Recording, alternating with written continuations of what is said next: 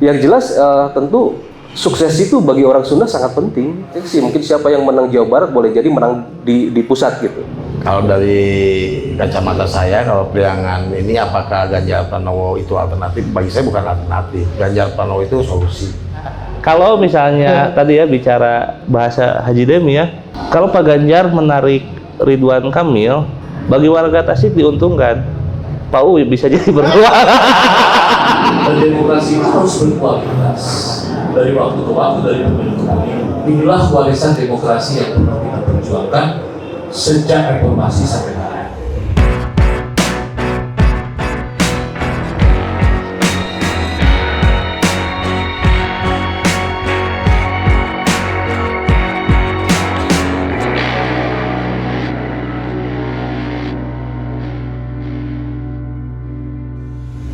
Bismillahirrahmanirrahim. Assalamualaikum warahmatullahi wabarakatuh. Waalaikumsalam warahmatullahi wabarakatuh.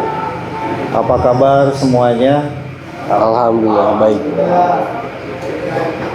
Hari ini edisi talk show spesial dan hari ini kita ditemani oleh relawan Ganjar Pranowo.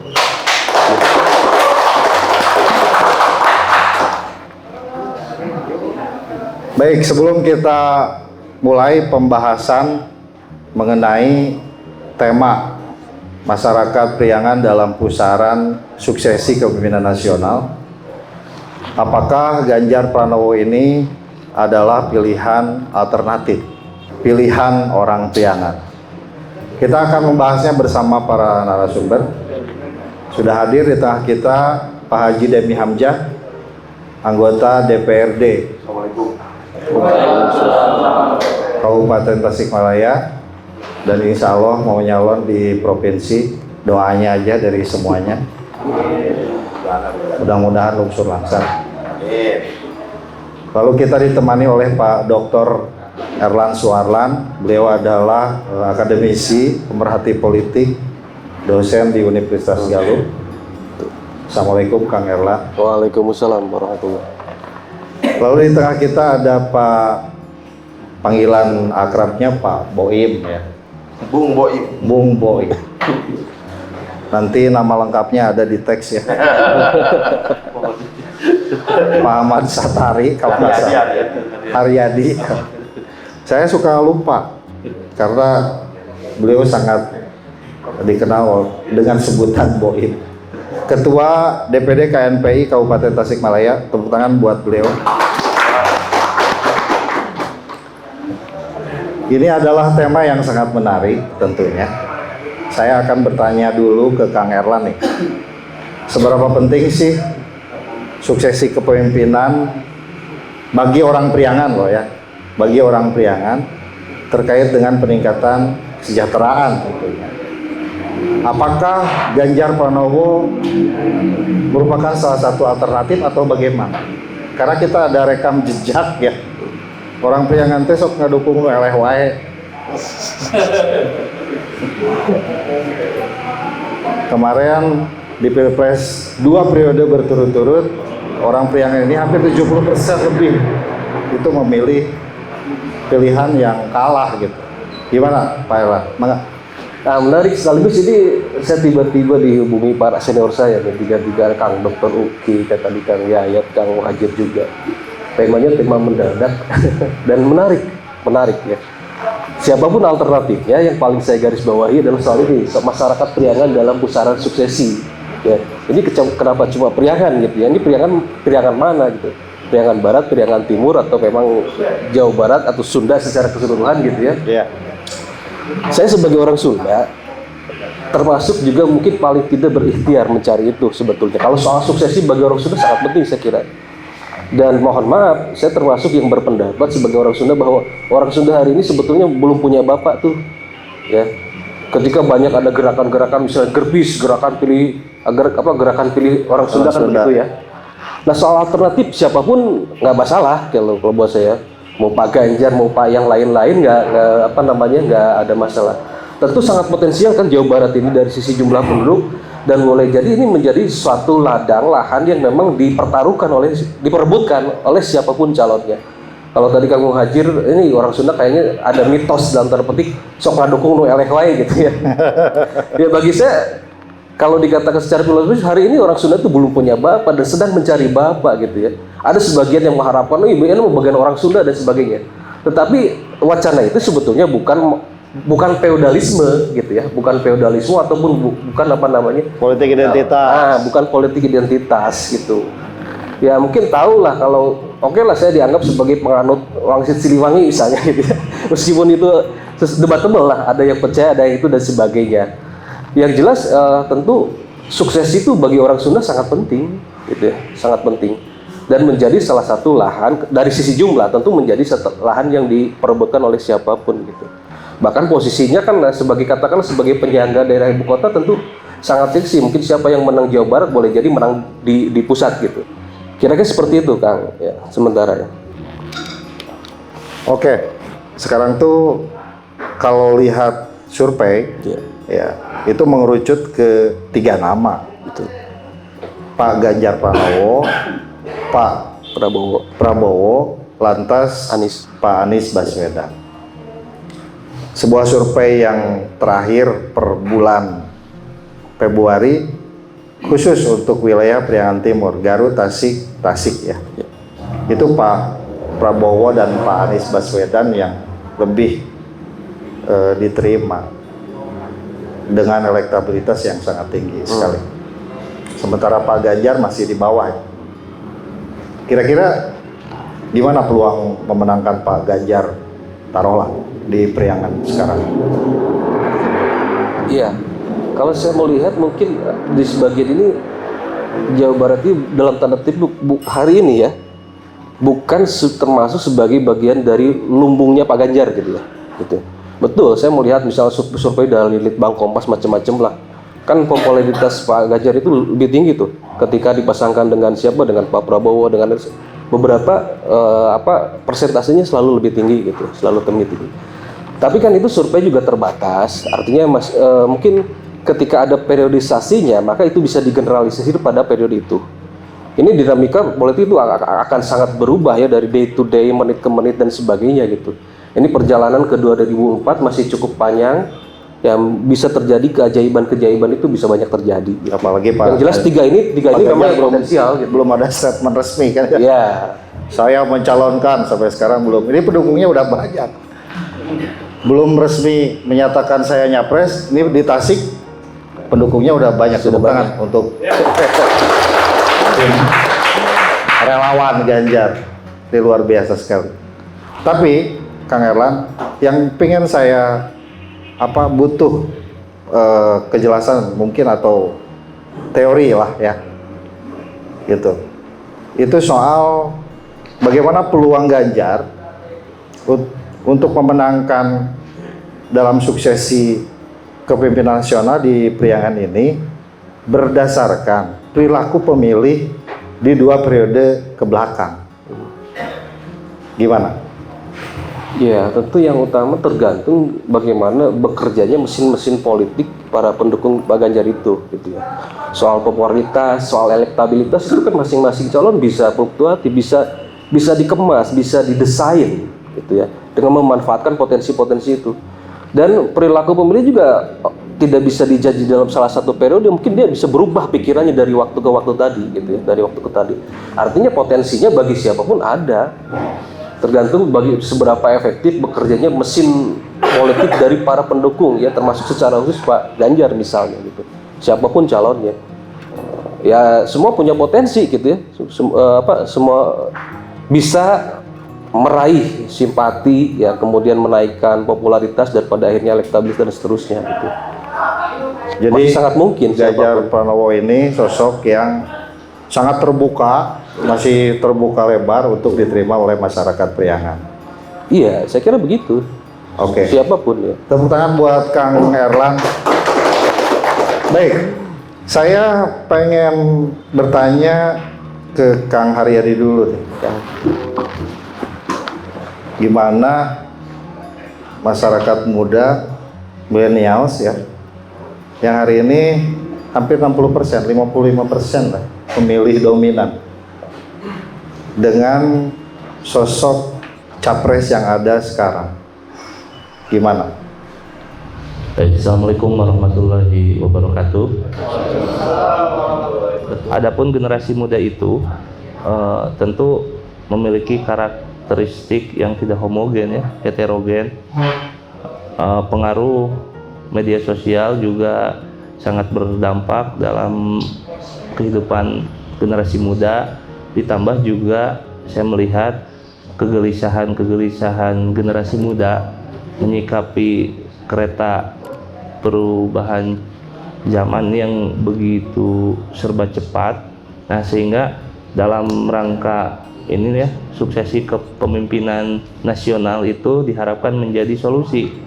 Solusinya apakah ada figur yang kemudian memiliki visinya jelas untuk bagaimana bisa memandu generasi muda ini naik kelas. Nah, Pak Ganjar ini saya melihat itu ya, karakteristiknya begitu aktif di media sosial, memperlihatkan kedekatan dengan masyarakat, juga mempertontonkan kebijakan-kebijakan publik. Tapi dikritik sama partai. kebijakan publik di Jawa Tengah gitu ya, yang responsif. Saya melihatnya itu responsifnya cepat itu. Barangkali apalagi ditunjang melihat melihat hasil survei selalu di nomor 1. Nah, bagi generasi muda itu kadang selalu ada muncul pikiran subjektif generasi muda, nggak mau mendukung yang kalah, selalu ingin mendukung yang menang. Karena buat apa mendukung yang kalah? Tapi di samping itu menang juga kan banyak pertanyaan, bagaimana menang, nanti perhatiannya seperti apa untuk generasi muda di Tatar Priangan ini. Justru kita berharap dari Pilpres ke Pilpres, terutama 2014, 2019, saya kok merasa melihat kita ini, kata Kang Muhajir, warga Priangan ini selalu mendukung yang yang kalah. Apakah mendukung yang kalah ini mungkin kurangnya tawaran yang realistis? Karena generasi muda kan realistis. Ya, hal-hal yang realistisnya kita berharap siapapun calon presiden itu minimal ngasihlah harapan adanya menggugah semangat kita generasi muda. Misalkan kenapa tidak nanti itu di pos-pos kementerian diisi oleh putra daerah dari Priangan Timur. Nah, mungkin ini bisa menjadi evaluasi ya untuk ke depan. Siapa tahu ketika menghadirkan isu ini menjadi magnet, daya tarik sudah realistis menang, ditambah itu realistis nanti ada putra terbaik dari Priangan Timur yang nanti bakal diangkat gitu ya, diajak untuk mengelola bangsa ini di pos menteri seperti itu. Ini harapan ya. Jadi kalau di black dada saya itu inginnya Ganjar dengan Muhaimin berpaket. Gitu. Ini sisi subjektivitas saya personal. Gitu. Saya hadir di sini itu. Ternyata masih ada. Tidak sesuai pidatonya dulu. Gitu. Karena apa? Karena saya personal dari 2014, 2019 itu pendukung Jokowi.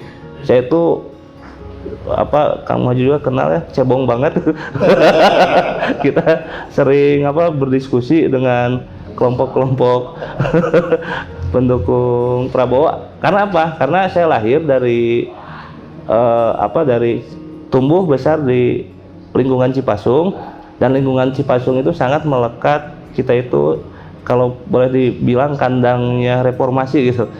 Nah, jadi kemudian kalau ada pemimpin-pemimpin, calon-calon pemimpin yang terlihat tampak corak wajahnya reformis, itu pasti kita dukung.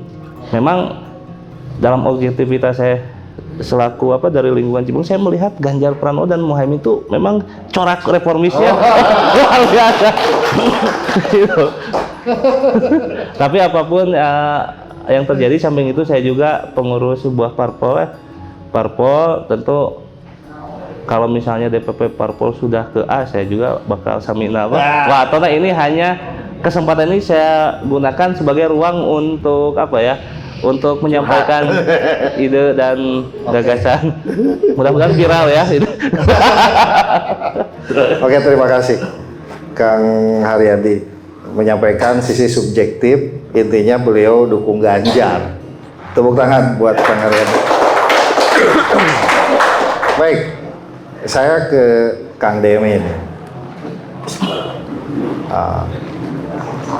Fungsionaris partai berlambang banteng, PDI Perjuangan. Gimana, Pak? Ya, soal masyarakat Priangan dalam suksesi kepemimpinan nasional ini. Apakah Ganjar ini alternatif atau solusi? Baik, terima kasih. Assalamualaikum warahmatullahi wabarakatuh. Sebelumnya saya ucapkan selamat buat Rega Pro ya, di Tasik, di Jawa Barat apa ya Kang Ugi? Jawa Barat sudah. Ya, saya ikut ikut senang dan bahagia gitu sudah ada Rega Pro di Jawa Barat. Dari pertanyaan tadi, kita kan bicaranya Priangan ya, bukan bicara partai. Ya. Kalau dari kacamata saya, kalau Priangan ini apakah Ganjar Pranowo itu alternatif? Bagi saya bukan alternatif. Ganjar Pranowo itu solusi. Kalau alternatif itu kan telah melihat yang lain dulu gitu. Bagi saya sih enggak. Kenapa? Karena yang pertama, memang dari semua kandidat yang hari ini muncul, Ganjar itu sampai saat ini paling tinggi kan, surveinya paling tinggi. Yang kedua, masyarakat Priangan punya satu potensi besar, Ganjar bisa menang di sini. Kita punya bupati dari PDI Perjuangan, kita punya Ciamis juga PDI Perjuangan menang, Pangandaran juga punya bupati. Nah, tinggal bagaimana masyarakat Priangan, khususnya masyarakat Jawa Barat, bisa bisa memasang posisi tawar yang tinggi dengan ya sudahlah, kalau jadi RI 1 nggak ada lah. Kita sepakat dengan apa yang disampaikan Kang Erlan bahwa belum ada sosok yang hari ini faktanya memang nggak ada yang bisa bersaing dengan yang tiga itu kan. Nah, artinya itu juga sesuatu yang realistis, yang nyata gitu. Nah, kemudian yang paling realistis di mana? Ya paling nomor 2. Nah, kalau nomor 2-nya Jawa Barat, kayaknya Jawa Barat bisa menang agaknya. Ya. Kalau nomor 2-nya bukan orang Jawa Barat, ya nggak tahu juga. Tapi juga tidak menjadikan ketika Jawa Barat kalah lalu Pak Ganjar kalah, nggak juga. Jokowi kalah Jawa Barat kok menang juga jadi presiden. Ya, jadi tapi fakta bahwa Jawa Barat ini adalah satu daerah yang sangat besar dan secara politik juga kursinya sangat banyak, itu kan dibanding daerah lain. Pemilihnya paling banyak di Republik ini juga sangat signifikan kalau kita menang Jawa Barat. Tapi saya ingat kata Pak TB Hasanuddin, yang penting itu memenangkan peperangan, bukan memenangkan pertempuran. Jawa Barat ini pertempuran, peperangannya NKRI Republik gitu kan. Nah, Jokowi kalah bertempur di Jawa Barat tapi menang perang di Republik ini. Nah, begitu pula Pak Ganjar ya. Saya berharap sih begitu. Tapi kalau Pak Ganjar bisa berkoalisi dengan kader baru Golkar saja ya, yang paling potensial hari ini untuk diusung jadi calon kader baru Golkar itu Pak RK, nampaknya kasusnya bisa menang di Jawa Barat dan di Priangan. Penting nggak? Penting dong Priangan menang. Nah, kita punya banyak agenda loh Priangan ini. Kita punya agenda pemekaran wilayah yang belum selesai. Nah, itu Pak RK kan bisa dorong lagi itu kan di sana. Kemudian kita punya masalah pengangguran tertinggi di Republik ini, ya. Nah, ini jadi persoalan juga yang kalau kita lihat bonus demografinya yang disampaikan Kang Boim, bonus demografi ini juga berimplikasi terhadap peningkatan angka pengangguran akhirnya. Kenapa? Nah ini juga harus jadi pertanyaan ke Pak Gubernur. Kenapa bisa begitu? Katanya investasi banyak yang datang, tapi penganggurannya tertinggi ya. Nah ini mudah-mudahan jadi solusi ya Pak Ganjar itu, jadi solusi dia. Persoalan bisa menang sangat bisa kalau dua sosok wakilnya Pak Ganjar itu tadi. Kenapa?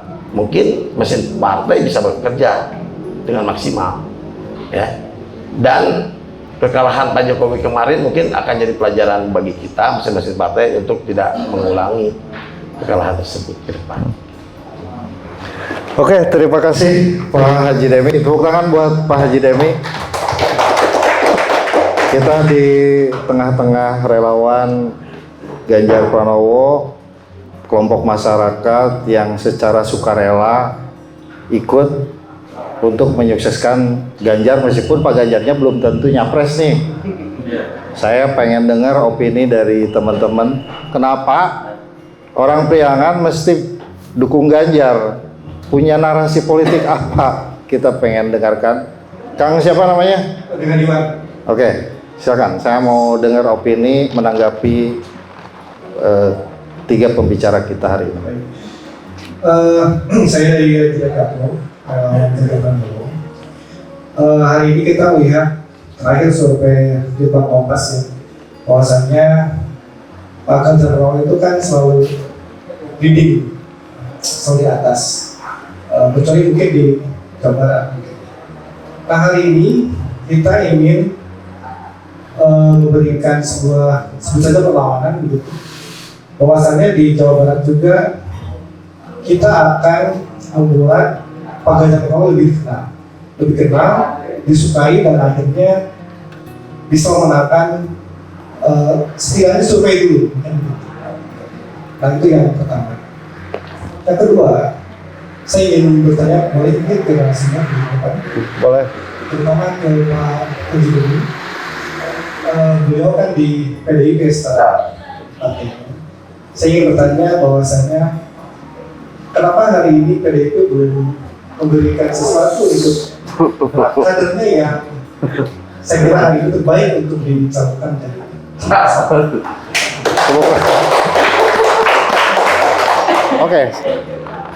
Oke, sebelum dijawab oleh Pak Haji Demi, yang lain dulu. Ini pertanyaan yang sangat menohok sekali, pertanyaan yang berat. Ini yang harus jawab ketum harusnya. Berat gampang. Silakan, berdiri Kang. Sebelumnya terima kasih atas kesempatan yang diberikan oleh moderator kepada kami.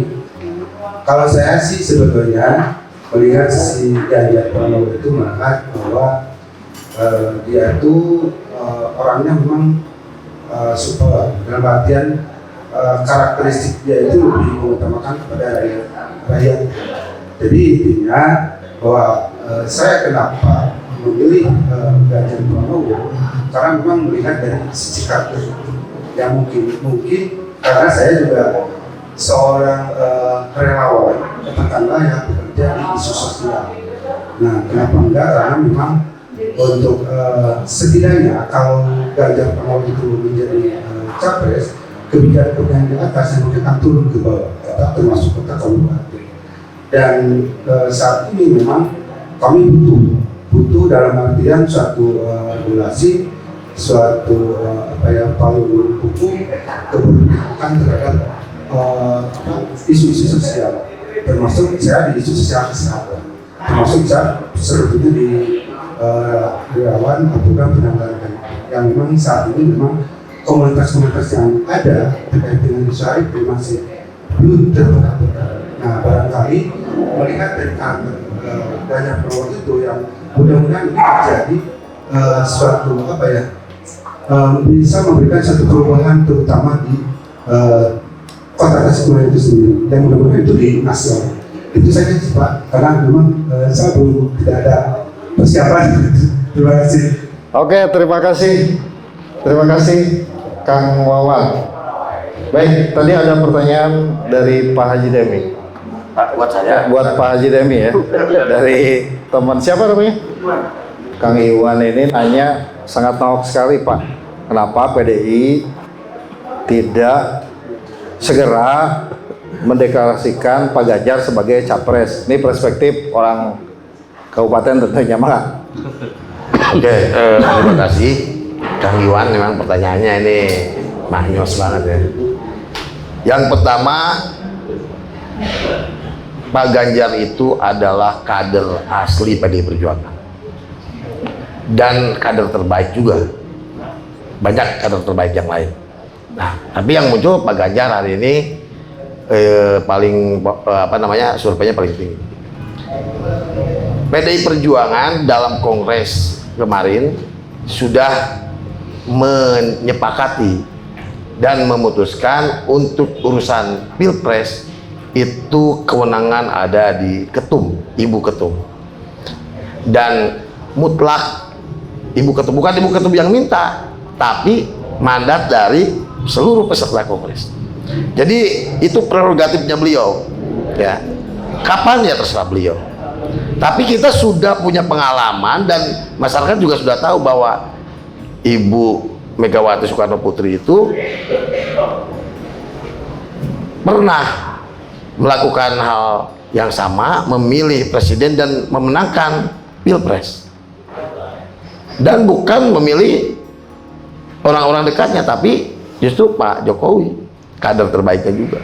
Artinya dengan pengalaman itu tentu harusnya tidak ada kekhawatiran para pendukung Ganjar Pranowo harusnya. Berapa persen? Keyakinan Pak Demi sendiri berapa persen? Saya kalau keyakinan saya husnudon 100%. Kalau keyakinan saya ya. Oke, terima kasih Pak Haji Demi. Pak Haji Demi secara pribadi yakin 100% kalau Ganjar yang akan diusung.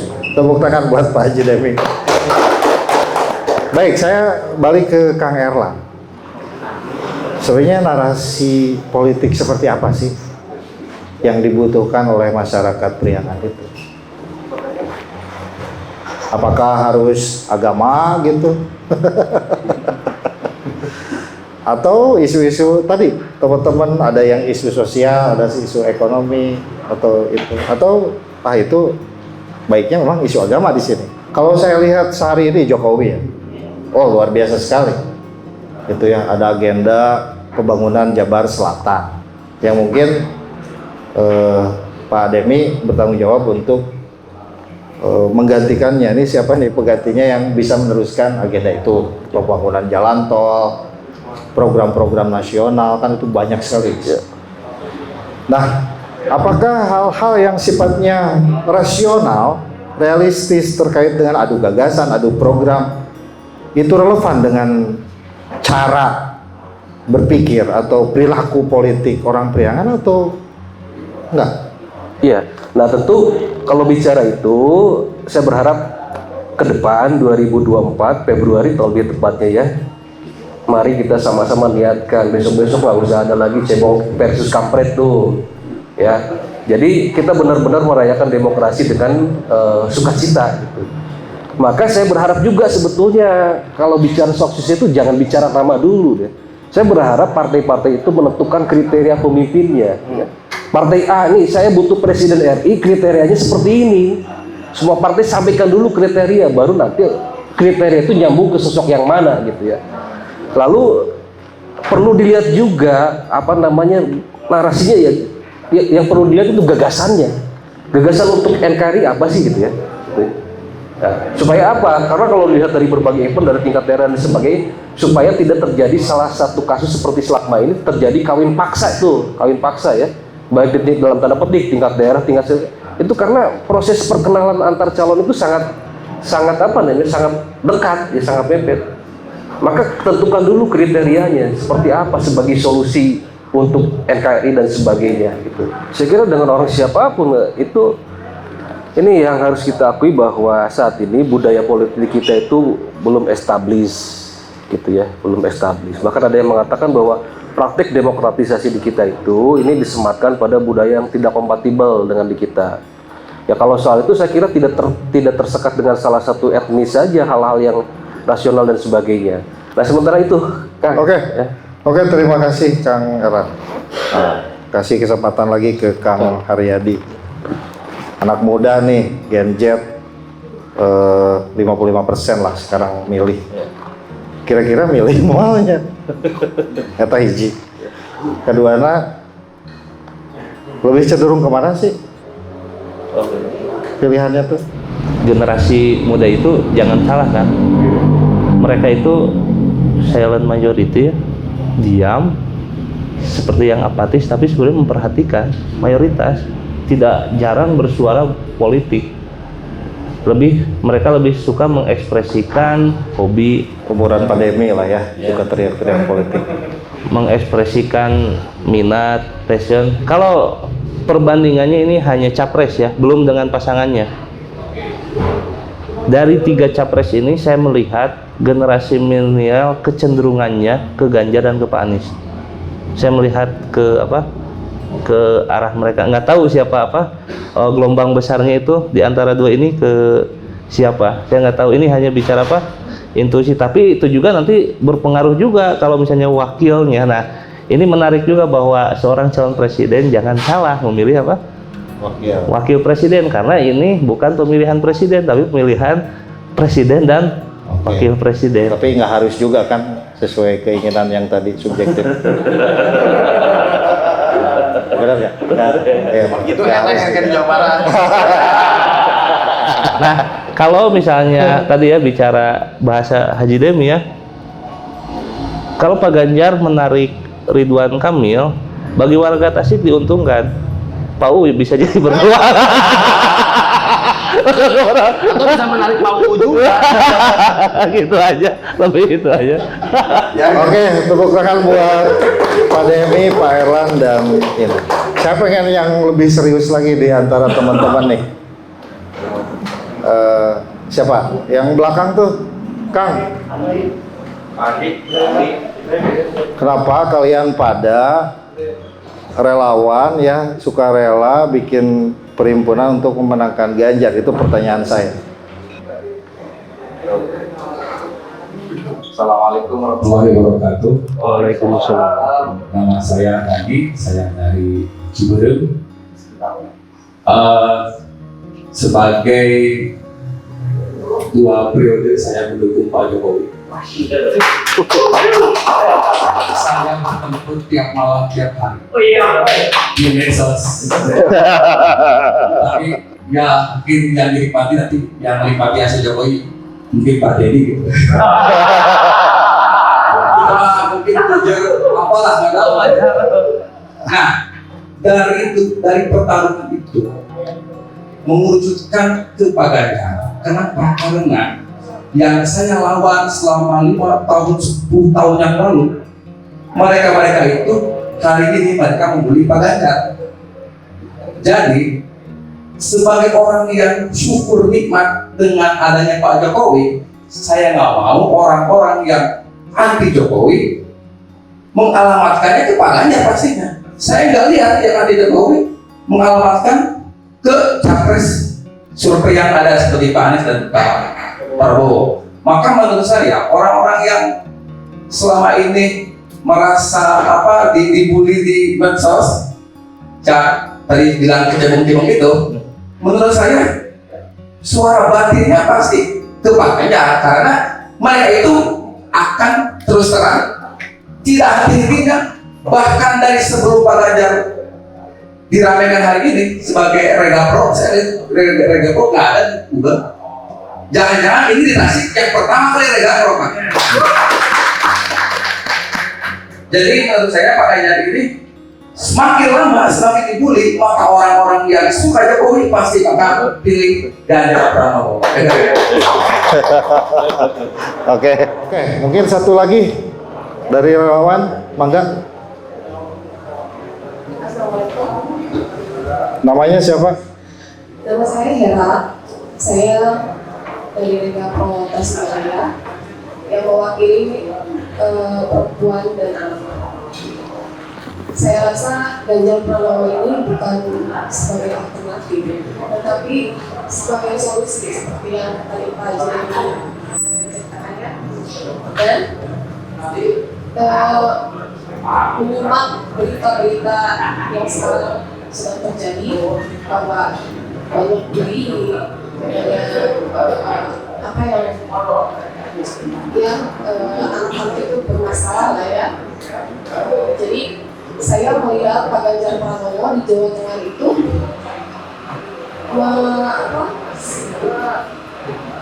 ya memiliki solusi yang baik gitu. Hingga Jawa Tengah itu menjadi kawasan paling ramah junior dan anak. Itu selama 4 tahun. Jadi saya berharap banyak Pak Ganjar menjadi Presiden Republik Indonesia supaya permasalahan itu selesai. Terima kasih. Oke. Luar biasa. Saya malah nggak tahu ya program Ganjar di Jawa Tengah itu apa. Saya malah nggak tahu. Ini salah satu relawan paham karena ada solusi. Mungkin ini bisa diterapkan dalam konteks nasional. Ini ya opini yang apa? Kalau bahasa Sundanya ilahar lah ya. Karena informasi yang begitu deras. Sebelum kita tutup dengan closing statement dari semua narasumber, saya pengen dengar dulu dari Pak Dr. Basuki Rahmat.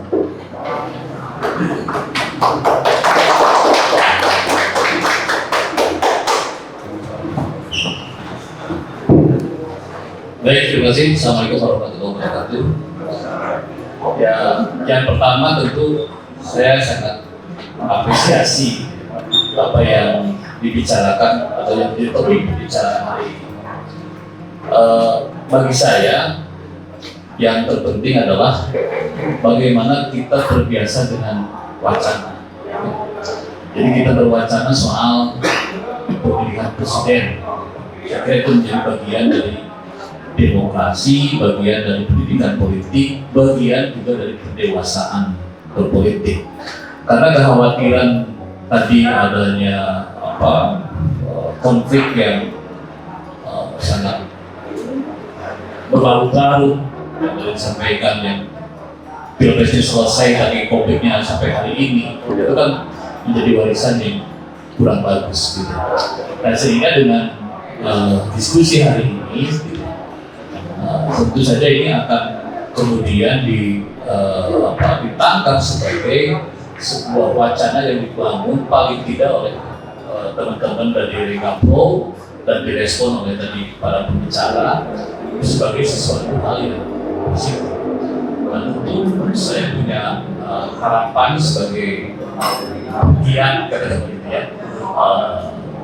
demokrasi ini juga diikuti oleh kelompok-kelompok yang lain. Saya kira soal berbeda pilihan itu suatu hal yang wajar, sunatullah lah gitu ya. Jadi kita jangan kemudian gara-gara beda pilihan lalu kemudian kan duduk bersama gitu ya dalam sebuah forum gitu ya.